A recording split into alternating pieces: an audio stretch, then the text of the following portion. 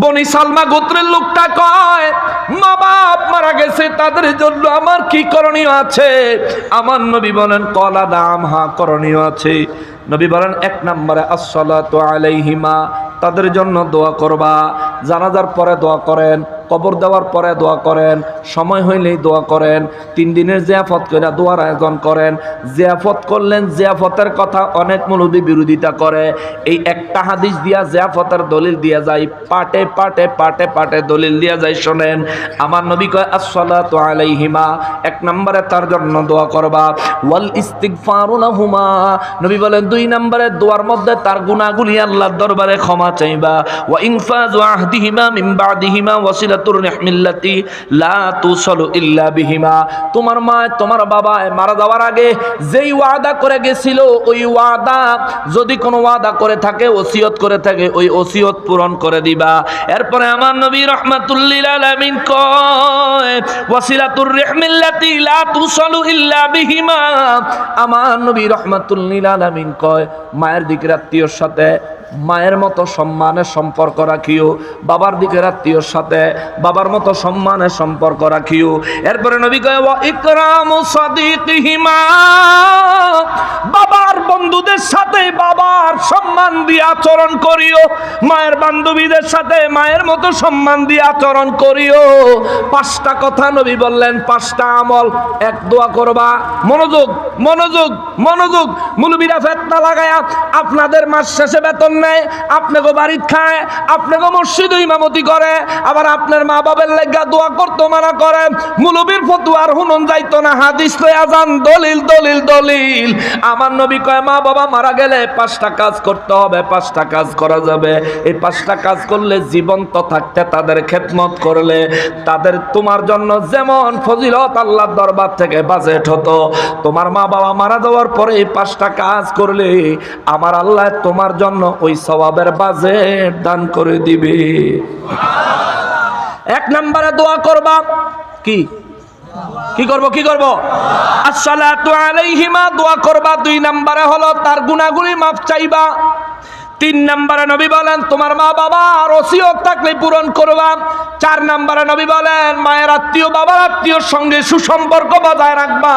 5 নম্বরে নবী বলেন, মায়ের বান্ধবী বাবার বন্ধুদের সাথে মা বাবার মতো সম্মান দিয়ে আচরণ করবা। কয়টা কাজ? কয়টা কয়টা কয়টা? এবার আসেন জিয়াফতে, শেষ করে দিব। কয়টা বাজে? অনেক হয়ে গেছে, গরিব দেখি না, আর অল্প কিছুক্ষণ চলবো।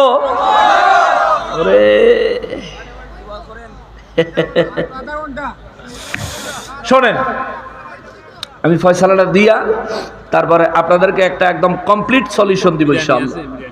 হ্যাঁ, বিরিয়ানি আছে কো হেলে তো গ্যারান্টি নাইতেছে, কই দিক দাও। ওরে আছে বলে, আর শীতেছে। আজকের মাহফিলের প্রধান আকর্ষণ মুনাজাতের পরপর নাম মধ্যে দিয়া, মুনাজাতের মধ্যে দিয়ে মুনাজাতের পরপর তাবাররুক। যারা যেখানে আছেন তাড়াতাড়ি চলে আসে। আর কেউ যদি ওহাবি থাকে না, ইয়া কইেন বলে আমি ওহাবি আসলাম, তোরা ডবল করে দিব। এই দিও কিন্তু, ঠিক কিনা বলেন? আমি কয়ে দিছি, কেউ যদি কও বলে আমি জীবন মিলাদ পড়ি নাই, সুন্নিকে মাহফিলে জীবনও যাই নাই, আমি একটা ওয়াবি আসলাম, আমি আজকে একটা সুন্নি হইছি, 2টা দিও। হ্যাঁ, তারে সাইডটা বলে দিব, মারহাবা কোন দেখো। আবার এই সাইডটা ফাউনার লোভে ওহাবি কয়ে যায়ও না। মানুষ তো মানুষই। ওই আগেরকার সময় তো সারা রাত ধরে মাহফিল হইতো না, তো একবার মাহফিলে গেছে ফুতেরে লইয়া, মানুষ তো তাবারুকের পাগল। মাহফিল গিয়া দেখে 1 হুজুরের পর আরেক হুজুর, আরেক হুজুরের পর আরেক হুজুর খালি আইতেই আছে। মাহফিল কমিটির ডাইকা জিগায়, এই আখিরি মুনাজাত হইব কোন সময়? কয়টা দিই? ফজরের সময়। পরে ফুতের কয়, বাবা চল বাজ জায়গা। ফুতে কয়, আব্বা কি লিখে যাবেন গা? বিরিয়ানি নিমো না? কয় নিমো। তখন তো বিরিয়ানি দিত না, খিচুড়ি দিত। খিচুড়ি কয়, খিচুড়ি নিমো না? কয় নিমো। কয় তুমি তো বাজ যাও গা। কারে বেটা ফজরের সময় বেলা তবরক দিব, তো সারা রাত বইতে তো 8 বাজ গিয়ে একটু ঘুমাই জায়গা। পরে ঘুমাতে উঠটা এই তোর আম্মারা কমনে জাগায় দিতে, বড় রাইতে আই ফুরমনে আস্তে আস্তে, তারপরে ইনশাল্লাহ তবরক লয়ে যাবো।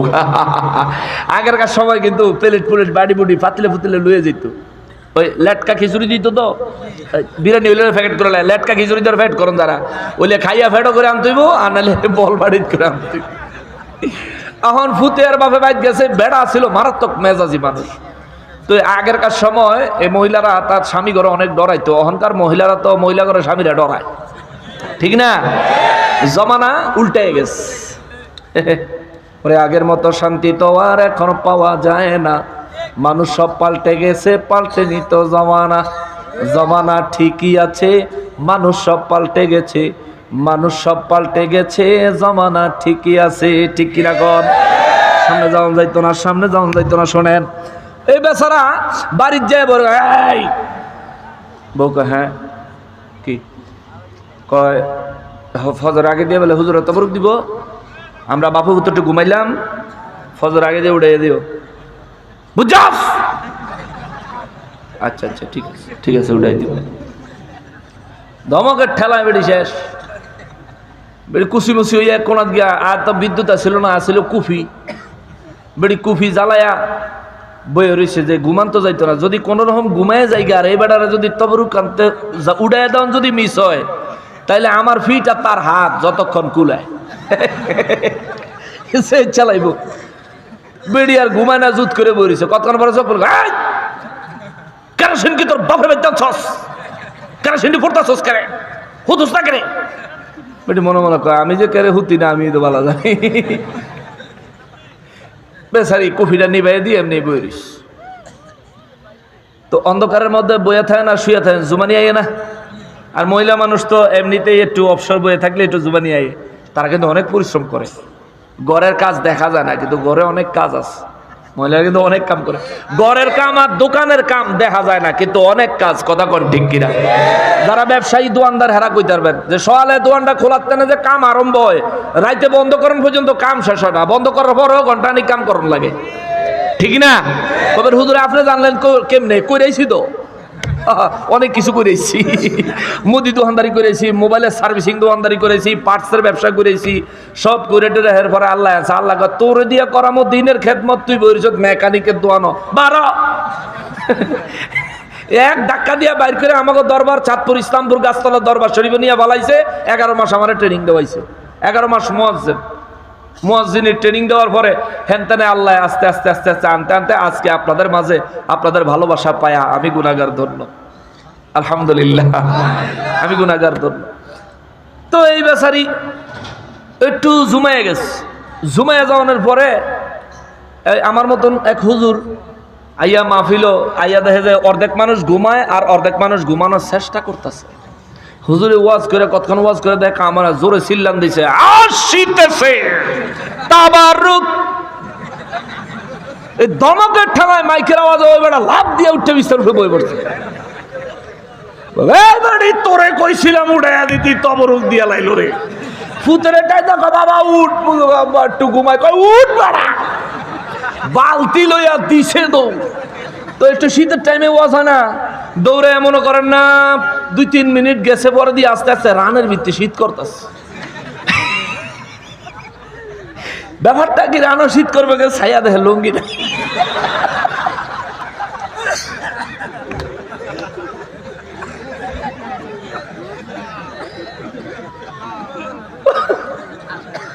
ফুতেরে কয় বাবা, কয় কি কয় তুই কি কিছু দেখছ নি? কয় আন্ধারে লেগে কিছু দেয়া যায়?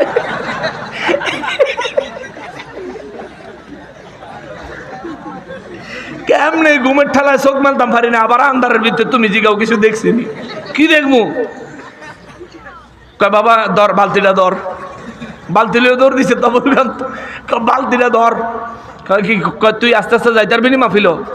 পারমু। বাবা তুই আজ্ঞা, ওই যে কোনার মধ্যে যে বাসটা আছে না, এই বাসটার কাছে গিয়ে খাড়াই থাকবি, আমি আইতাছি বাবা তুই আজ্ঞা। বেটা ফিরে বাইতে দরজার দিছে পারে, ওই দুয়ার খোল। বেটি আল্লাহ এ গজব আবার কি লিখে গেছি? কি কি কি হয়েছে? কয় দরজা খোল, তাড়াতাড়ি দরজা খোল, দরজা খোল। বেটি দরজা খুলছে। কয় কি হয়েছে? কয় দেখছে খাড়ো আমার লঙ্গিটা কোন। বেটি লঙ্গি দেখি বালতি লেগে গেছে না? কয় বেটি তুই লঙ্গি বের কর। ঘুমাইছি যে লঙ্গি কুদিকে গেছে, আমার তো হুশটা ফুলা হয় না যদি দেখে। আর বাপ ডাক তোরা লঙ্গিতে জলদি মুসলমান। তো আমরা তাবারুকের তো এই অবস্থা। হ্যাঁ, আইতাছি এদিকে, আইতাছি। সম্মানিত হাজরিন, সহজ কথাটা বলছিলাম, নবীজি 5টা কাজ করতে বলছেন। এই 5টা কাজের ভিতরে পুরো জিয়াফতটা আছে। দেখেন, দোয়া করতে কয়। জিয়াফতের অনুষ্ঠান যে হয় 3 দিনে হোক, 40 দিনে হোক, বছরে বাৎসরিক হোক, এই অনুষ্ঠানে দোয়া হয়নি? এই জোরে বলেন হয়নি? এই অনুষ্ঠানে মা বাবার গুনাহ মাফ চাওয়া হয়নি? জোরে বলেন হয়নি? নবীজির হাদিসের 5 হুকুমের 2 হুকুমের আমল হয়ে গেল। 3 নম্বর হুকুম, মা বাবার ওসিয়ত পূর্ণ করা। এটা তো মা বাবা ইন্তেকাল করলে সাথে সাথেই সন্তানেরা পূর্ণ করে দেয় নাকি? ওসিয়ত যদি পূরণ নাও করে, জিয়াফত করলে জিয়াফত আত্মীয় স্বজন আয় করবো, তোর বাপের এই ওসিয়তটা পূরণ করলি না কেরে? লজ্জা পাইব। লজ্জায় হইলেও তো ওসিয়ত পূরণ করবে। তাহলে জিয়াফত কি দরকার না দরকার না? জিয়াফত দরকার আসেনি? জোরে বলেন দরকার আসেনি? 4 নম্বরে নবী কয়, মায়ের আত্মীয় বাবার আত্মীয়র সাথে সুসম্পর্ক রাখো। জিয়াফত উপলক্ষে মায়ের আত্মীয় বাবার আত্মীয়রা যদি দাওয়াত দেন, তারা যদি আপনার বাড়িতে আসে, সম্পর্ক কি নষ্ট হইল না গভীর হইল? জোরে বলেন নষ্ট হয় না গভীর হয়? তো নবীর হাদিস মোতাবেক আমল হইছেনি? জোরে বলেন হইছেনি? নবী বলেন ওয়া ইকরামু সাদিকিহিমা, তুমি তোমার বাবার বন্ধু মায়ের বান্ধবীদের সাথে সুসম্পর্ক রাখো। জিয়াফত উপলক্ষে বাবার সাথে যাদের সম্পর্ক ভালো তাদেরকেই তো দাওয়াত দিবেন আগে নাকি? আরে আমার বাবার অমুকে বন্ধু আছিল, আমার বাবার সাথে খুব ভালো সম্পর্ক আছিল, যাইয়া কইবে চাচা আমার বাবার 3 দিনে ওই যে জিয়াফত করতেছি, আপনি কিন্তু যাইবেন। মায়ের আত্মীয়, মায়ের প্রতিবেশী, মায়ের বান্ধবী যারা আছে, চাচি মার লগে তো কত চলাফেরা আপনারা করছেন, আমার মায় তো কত সময় আপনাদের সাথে কত কিছু কইছে, চাচি গো আমার মায়ের জিয়াফতের মধ্যে যাইয়েন। এই যে নবী বললেন এই হাদিসে 5টা কথা, পুরো 5টা কথার উপর আমল হয় জিয়াফতের মাধ্যমে। কথা বলেন ঠিক কিনা? তো তারা কারা যারা আমাদেরকে জিয়াফত বন্ধ করে জিয়াফতের টাহা তা করে দিয়ে দিতে কয়? এরা হইল ফতুয়াবাজ না দান্দাবাজ? কোন বাজ? আরো জোরে সবাই বলো, আরো জোরে। আর কোন বাজ? সন্দেহ আছে? পয়সা তারা দিলে যায় কেমবে? তো মিলাদও খারুইতারে না, কিন্তু মিলাদের ভা দিয়ে নি তারে। মিলাদও তারা নবীরে সালাম দিতে পারে না, জোলা ভরতে পারে।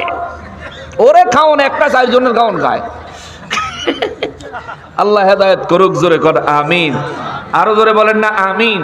তা যাদের মা বাবা মারা গেছেন তাদের জন্য খেদমতের ব্যবস্থা করে দিলাম। এবার যার মা বাবা বেঁচে আছে কিন্তু খেদমত করেন না, তাদের কি অবস্থা হবে?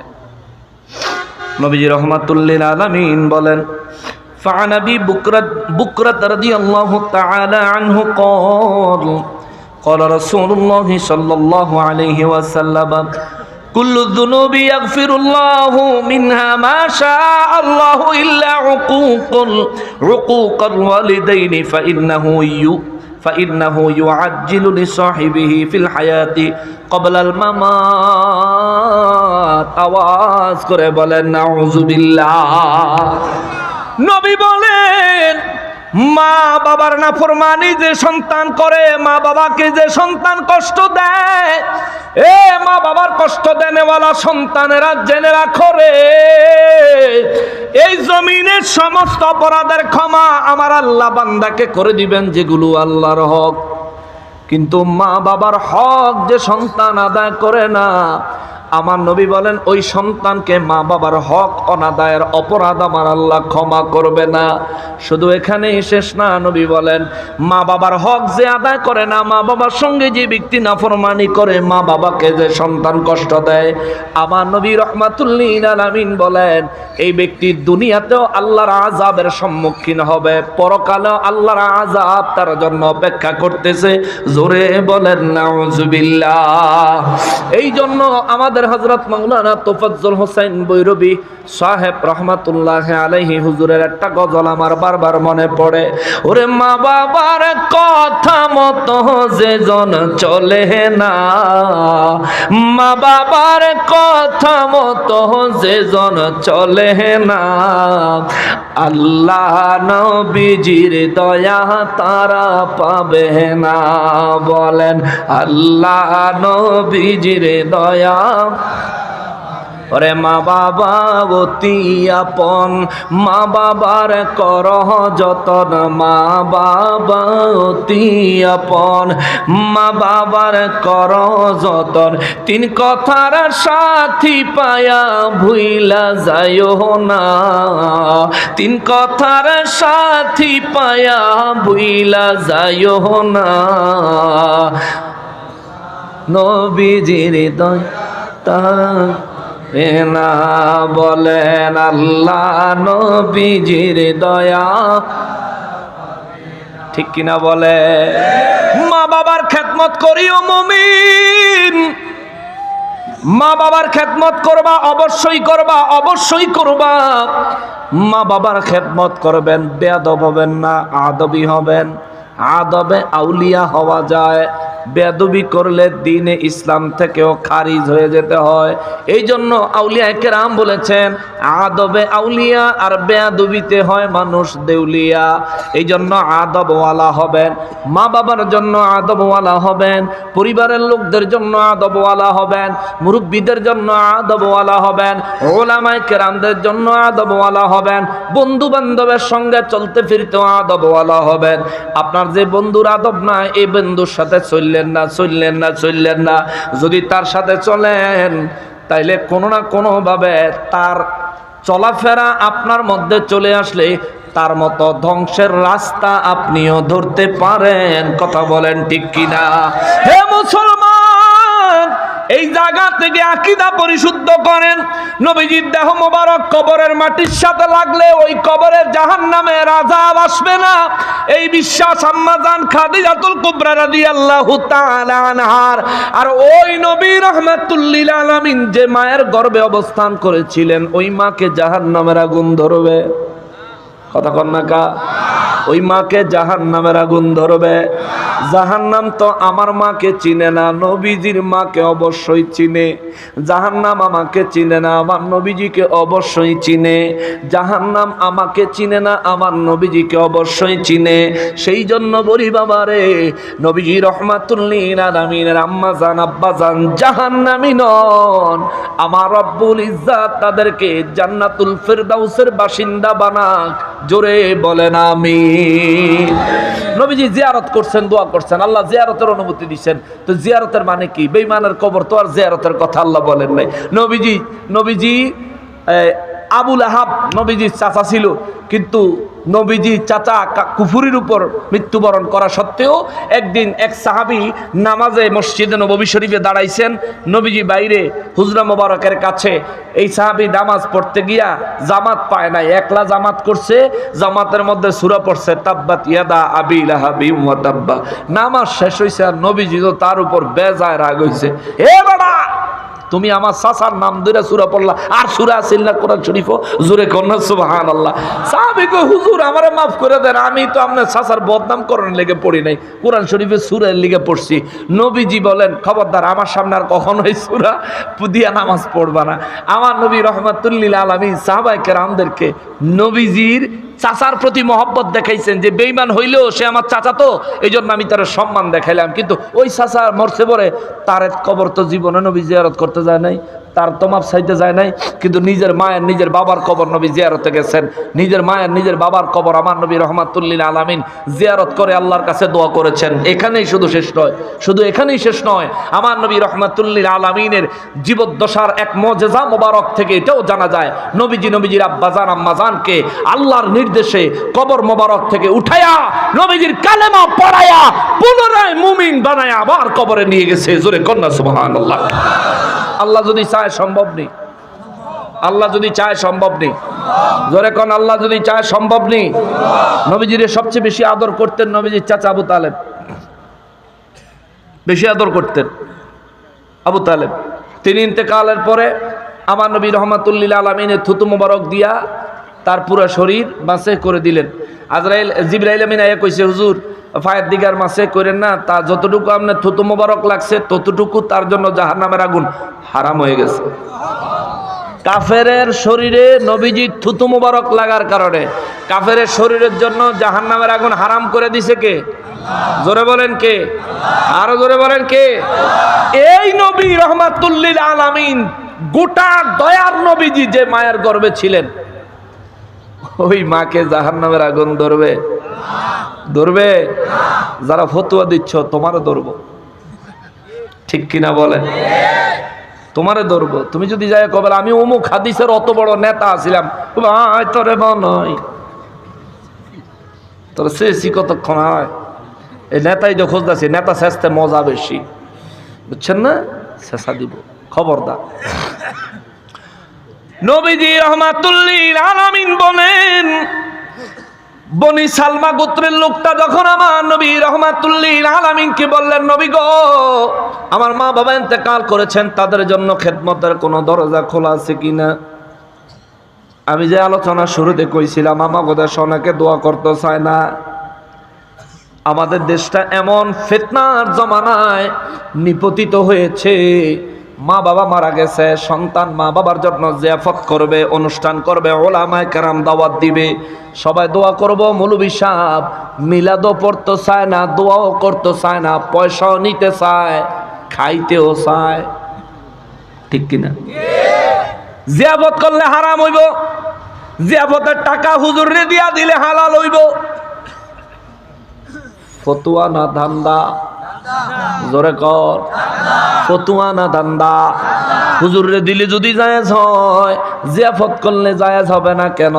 জিয়াফতের বিরোধিতা করো, আইও জিয়াফতের দলিল লইয়া যাও।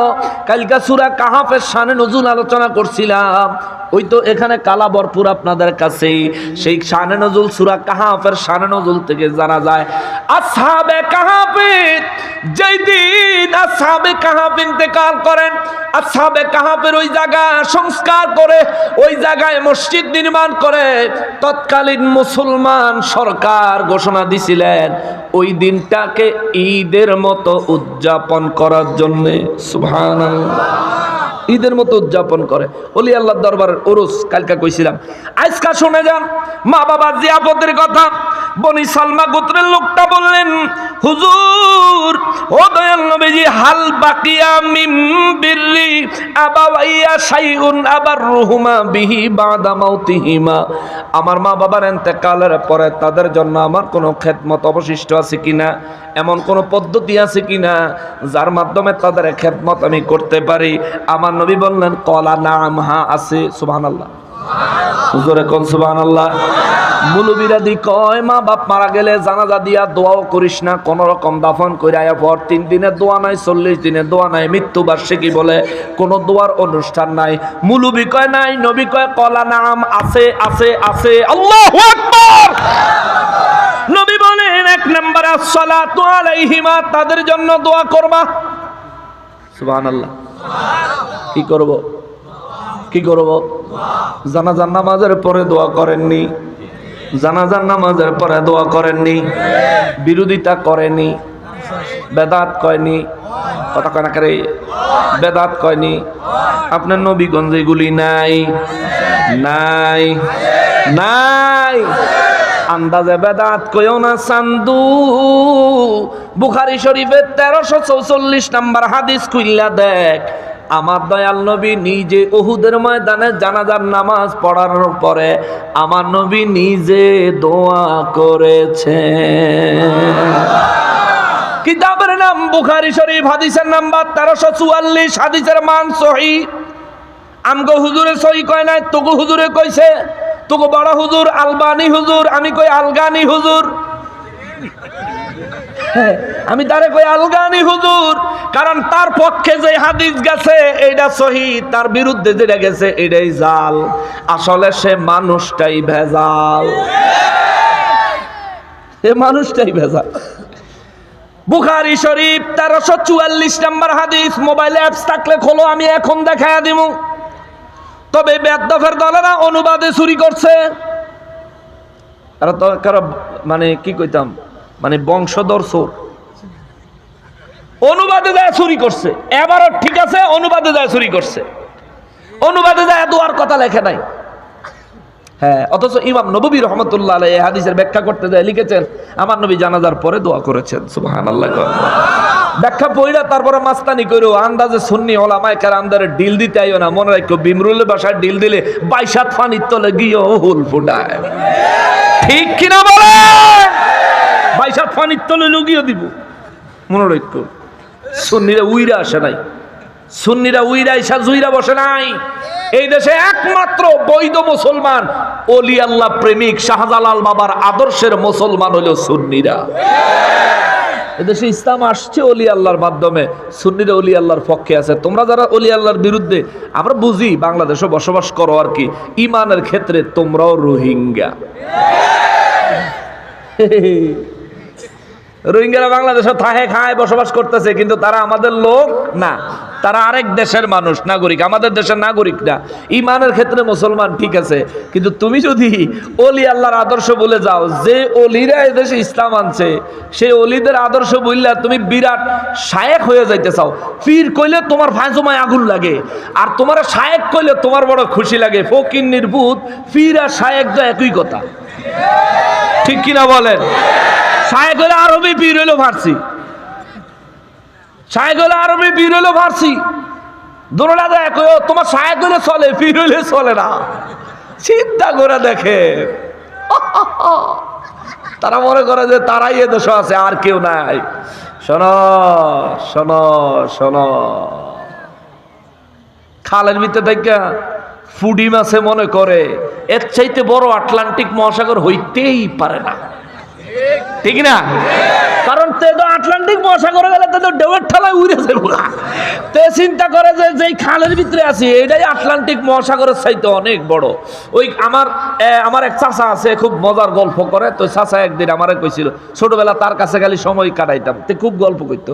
তো চাচা আমারে কইছিল, কয় যমুনা সেতু ব্রিজটা যখন করছে না, হ এখনকার বঙ্গবন্ধু সেতু আর কি, আগে তো যমুনা সেতু ছিল।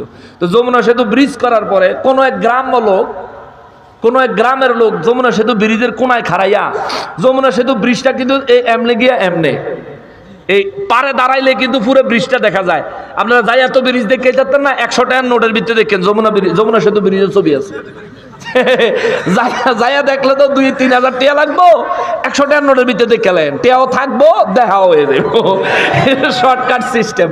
এই যমুনা সেতু ব্রিজের কিনারে দাঁড়াইয়া একবার বাপ রে বাপ, কত বড় ব্রিজ! এই ব্রিজটা বানাইতে কমপক্ষে 500 টাকা লাগছে।